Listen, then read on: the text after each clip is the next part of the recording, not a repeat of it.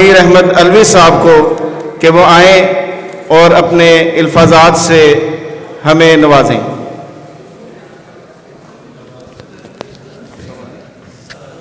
نحمدہ ونصلی ونسلم علی رسولہ الکریم، اما بعد۔ میں سب سے پہلے تو خراج تحسین پیش کرتا ہوں ریاست کو، جس نے ملک پاکستان کی 77 سالہ تاریخ میں ہمیں پہلی بار ناموس رسالت کے حوالے سے ایک دن دیا ہے۔ اللہ تعالیٰ ان کو اس دن کے موافق اپنا کردار نبھانے کی توفیق عطا فرمائے، اور میں خراج تحسین پیش کرتا ہوں ان تمام وکلاء کو اور ان تمام دوستوں کو اور FIA کی پوری ٹیم کو جن کی مسلسل کاوشوں کی وجہ سے ریاست بھی مجبور ہوئی کہ وہ ناموس رسالت کے تحفظ میں اپنا کردار ادا کرے۔ اللہ تعالیٰ ان تمام دوستوں کی، ان تمام بھائیوں کی کاوشوں کو قبول فرمائے۔ باقی ویسے یہ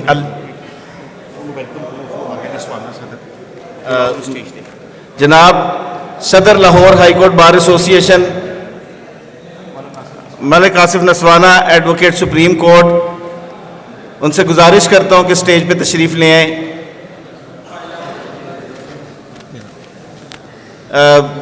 مداخلت کی معذرت، جناب مولانا منیر احمد علوی صاحب سے گزارش ہے کہ گفتگو کو جاری رکھیں۔ تمام دوستوں سے گزارش ہے کہ بیٹھے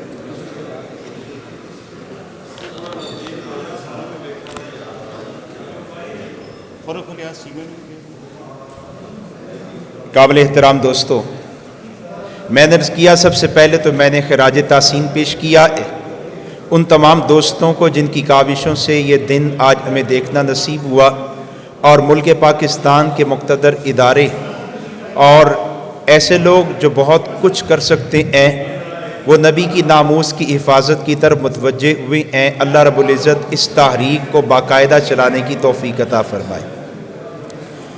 قابل احترام، میں نے آپ کے سامنے ناموس نبی کے حوالے سے اور عظمت رسول کے حوالے سے فقط ایک بات پیش کرنی ہے اور پھر اجازت چاہوں گا۔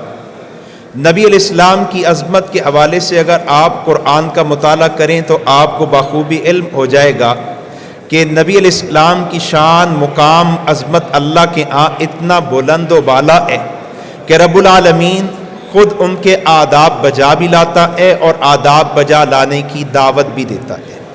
جیسے آپ ایک ضابطہ جانتے ہیں کہ بندے نے اگر کسی چھوٹے کو خطاب کرنا ہے اور چھوٹے کو اس کے نام سے خطاب کرے تو نام کے ساتھ خطاب کرنا یہ عیب نہیں سمجھا جاتا، گستاخی، بے ادبی نہیں سمجھی جاتی۔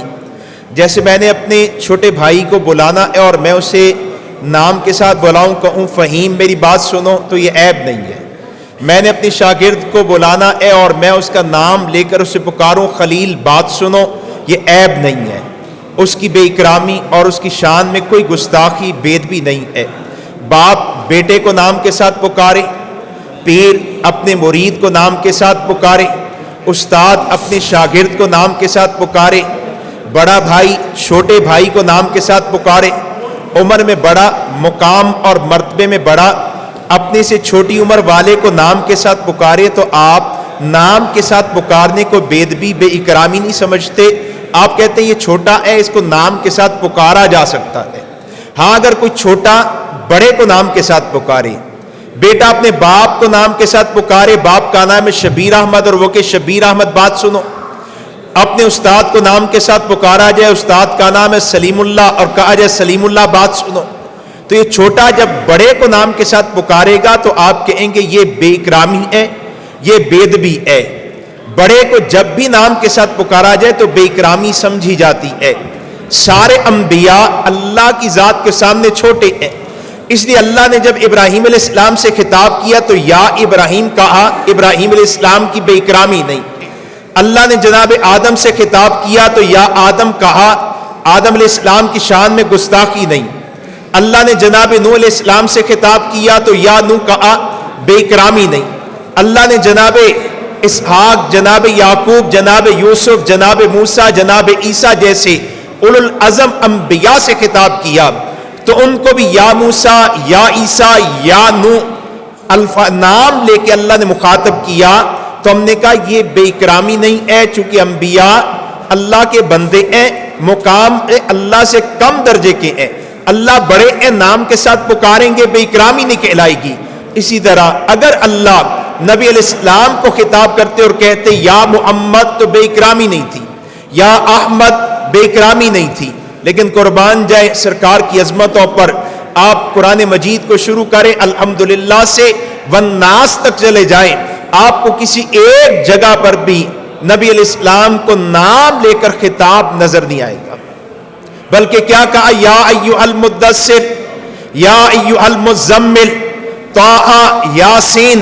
جیسے آپ اپنے استاد کو بلاتے ہیں تو سر کہہ دیتے ہیں، آپ پیر کو بلاتے ہیں پیر صاحب کہہ دیتے ہیں، مولانا صاحب کہہ دیتے ہیں، ابو جان کہہ دیتے ہیں، نام نہیں لیتے۔ کریم پروردگار نے نبی علیہ السلام سے خطاب کیا، کئی جگہ کیا، لیکن نام نہیں لیا اور پیغام کیا دیا کہ ان کا مقام میرے نزدیک اتنا بلند ہے کہ میں خود رب ان کا نام لے کے ان سے خطاب نہیں کرتا، تو تمہیں ان کا کتنا ادب احترام کرنا ہوگا۔ جب تک کسی ذات کی عظمت کی پہچان نہ ہو، اس کے مقام اور مرتبے کی پہچان نہ ہو، اس کی شفقت اور اس کی محبتوں کی پہچان نہ ہو، اس وقت تک اس کی عظمت کا دفاع، اس کی ناموس کا دفاع، اس کی عزت کا دفاع بھی مشکل ہوتا ہے۔ آج ملک پاکستان نہیں بلکہ پوری دنیا میں ایک المیہ یہ ہے کہ مسلمان اپنے نبی کو مانتا ضرور ہے لیکن کملی والے کی عظمت کی پہچان نہیں رکھتا، نبی علیہ السلام کے مقام کی پہچان نہیں رکھتا، نبی علیہ السلام کی شان کیا ہے مسلمان اجمالاً مانے گا لیکن نبی علیہ السلام کی شان اور عظمت کی پہچان نہیں رکھتا۔ ضرورت اس بات کی ہے کہ ایسے دنوں میں نہیں، سال بھر ہم ایسی تحریک چلا کے رکھیں جس سے مسلمانوں کے دلوں میں نبی علیہ السلام کی عظمت، نبی علیہ السلام کی شان دلوں میں آئے اور دلوں میں محبت رسول بڑھتی چلی جائے۔ کہ آج دیکھیں ہم کتنے گر چکے ہیں، بندہ اپنی ماں کی عزت پر سمجھوتا نہیں کر رہا، باپ کی عزت پر سمجھوتا نہیں ہو پا رہا، بہن بیٹی کی عزت پر سمجھوتا نہیں ہو پا رہا، لیکن ہم اسلامیہ نے پاکستان مجموعی طور پر کملی والے کی عزت و ناموس پر سمجھوتا کیے ہوئے ہیں۔ اور دوسری بات ناموس رسالت کے حوالے سے، اور وہی میری آخری بات، پہلی بات پھر عرض کروں، عظمت رسول کو جاننا، عظمت رسول کو دلوں میں اتارنا، اور دوسری بات اس عظمت پر حملہ کرنے والے کی حیثیت اسلام میں کیا ہے۔ بہت سے واقعات میرے پاس موجود ہیں، میرا اپنا اس پر کتابچہ موجود ہے، عظمت رسول اور قانون توہین رسول، لیکن میں ذرا اس روایتی طرز سے ہٹ کر ایک اہم بات کی طرف اور نبی کی سیرت کے ایک اہم پہلو کی طرف آپ کو متوجہ کرنا چاہ رہا ہوں۔ مکہ کی زندگی ہے اور نبی علیہ السلام خانہ کعبہ میں سجدے کی حالت میں ہے، تو آپ کی کمر مبارک پر کسی نے آ کے اونٹ کی گندی یوجر رکھی۔ مکہ کی زندگی ہے، آپ کے گلے میں کسی نے آ کے پھندا ڈالا۔ ہم نے یہ واقعات سنے اور یہ سمجھا کہ وہ جو گستاخ تھے ان کو نبی علیہ السلام نے فتح مکہ کے موقع پر معاف کر دیا تھا۔ نہیں، ایسی بات نہیں ہے۔ ایک بندہ جس نے آپ کی کمر پر گندی یوجر رکھی تھی، اس کا نام تھا عقبہ ابن ابی معیط، نبی علیہ السلام کو پڑوسی، اور اس کا حمایتی، اس کا مددگار، اس کا حواری، اس کا نام تھا حارث۔ یہ دو بدبخت تھے جو مکہ کی زندگی میں کملی والے کی توہین میں پیش کیا کرتے تھے۔ مکہ سے ہجرت ہوئی مدینہ طیبہ، اور اب جہاد کو کم آیا، اب ریاست کو وجود ملا، حدود و قصاص کے احکامات آئے، یعنی اب اگر کوئی قاتل ہے تو قاتل کو قصاصاً قتل کیا گیا، چور ہے تو چور کے ہاتھ کاٹے گئے، زانی ہے تو اس پر رجم کی سزا نافذ کی گئی۔ اسی طرح توہین رسالت کا مجرم ہے تو ہجرت مدینہ کے بعد اس مجرم کو بھی سزا دی گئی۔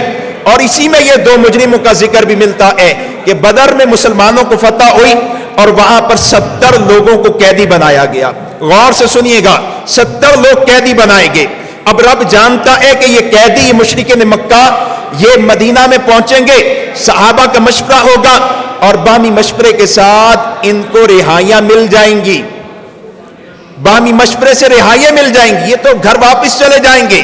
اب یہ 70 قیدی وہاں بدر سے مدینہ کی طرف لائے جا رہے ہیں تو اللہ کا پیغام آ گیا، نبی علیہ السلام کو جبریل امین نے پیغام دیا، اور کیا حضور کو پیغام ملا کہ نبی جی یہ جو عقبہ ہے اور حارث ہے، ان دو قیدیوں کو باقی سارے قیدیوں سے جدا کر دیا جائے۔ چنانچہ آپ نے اللہ کے حکم کے موافق بدر کے 70 قیدیوں میں سے ان 2 قیدیوں کو جدا کیا، پھر حکم ملا ان دونوں کو یہیں پر قتل کر دیا جائے۔ چنانچہ بدر سے مدینہ نہیں پہنچے، راستے میں ان دونوں قیدیوں کو قتل کیا گیا۔ یہ 70 قیدی وہ تھے جو تلوار پکڑ کر نبی کے مقابلے میں آئے، اور ان 70 قیدیوں میں یہ 2 قیدی وہ تھے جنہوں نے تلوار تو اٹھائی تھی لیکن ساتھ ساتھ یہ توہین رسالت کے جرم میں بھی مبتلا تھے۔ اس لیے علماء نے لکھا ہے نبی کے مقابلے میں تلوار پکڑ کر آنا کفر ہے، ایسا بندہ بھی واجب القتل ہے۔ لیکن اگر کوئی بندہ نبی کی شان میں توہین کرنے والا ہو، نبی کی عزت پر حملہ کرنے والا ہو، تو نبی کے مقابلے میں تلوار اٹھا کے آنے والے مجرم سے بڑا مجرم ہے۔ اس لیے باقی مجرموں کو رہائیاں مل گئی، لیکن یہ جو 2 مجرم تھے جنہوں نے توہین رسالت کی تھی، ان مجرموں کو رہائی نہیں ملی، ان کو قتل کیا گیا، اور قتل کی وجہ ایک ہی کہ انہوں نے نبی علیہ السلام کی توہین کی تھی۔ اسلام کو غلبہ ملا، مکہ بھی فتح ہوا۔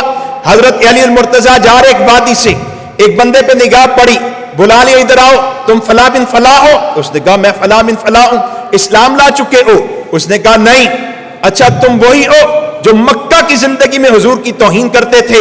اس نے کہا ہاں میں وہی ہوں۔ حضرت علی جن کو حضور نے فرمایا وہ اقضاء، وہ ان کا فیصلہ سب سے بھاری اور سب سے حق والا ہے، انہوں نے تلوار اٹھائی، اور وہ کافر جو مکہ کی زندگی میں توہین رسالت کرتا تھا، فتح مکہ کے بعد 10-12 سال گزرنے کے بعد تو کافر حضرت علی کے قابو میں آیا ہے، تو حضرت علی نے اپنے حکم سے اپنی تلوار سے اس کا سر قلم کیا، اور تا قیامت آنے والوں کو پیغام یہ دیا نبی کی ناموس، نبی کی شان پر سمجھوتا یہ نہیں ہو سکتا۔ ہر ایک جرم سے بڑا جرم اس دھرتی پر توہین رسالت ہے۔ باپ کے قتل سے، انسانیت کے قتل عام سے بڑا جرم امام الانبیاء صلی اللہ علیہ وسلم کی شان میں توہین ہے۔ اگر دوسرے مجرموں کی سزا موت ہے تو توہین رسالت کے مجرم کی سزا بطریق اولا موت ہونی چاہیے۔ اس کے خلاف جو تحریک چل رہی ہے اور جو لوگ نبی کی ناموس کے دفاع میں اپنا کردار ادا کر رہے ہیں، ان کے خلاف جو تحریک چل رہی ہے، ہم سب کو ان گستاخوں کی حمایتوں کے مقابلے میں سیسا پلائی دیوار بن کے ڈٹ کے کھڑا ہونا ہوگا، اور جو ہمارے والا کام کر رہے ہیں، ہماری ذمہ داری ادا کر رہے ہیں، ہمیں چاہیے ہم انہیں کندھا دیں، ان کے ساتھ ملیں، ان کی تحریک کا حصہ بن جائیں۔ اللہ رب العزت ہمیں نبی کی عظمت سمجھنے کی توفیق عطا